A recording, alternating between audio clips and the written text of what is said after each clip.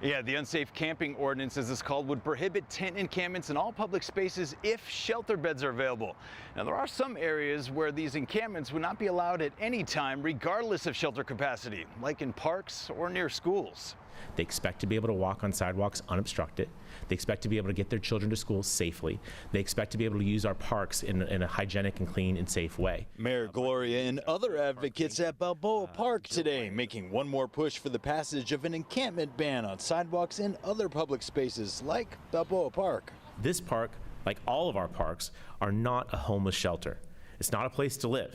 It's not a giant toilet. It is not a trash dump. Nearby, homeless advocates protested the mayor's approach to the problem. If we create an ordinance that bans camping in a majority of the areas where people are residing because they have no other alternatives, where will they go?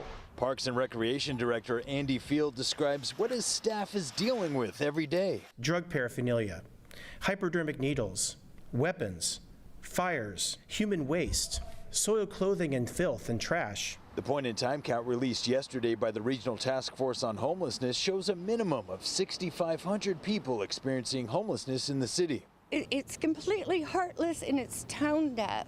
Amy Zamudio is founder of Housing for the Homeless. She focuses on serving medically compromised seniors with disabilities, oftentimes when they're discharged from hospitals. They are exited, but they can't get into a shelter. And they truly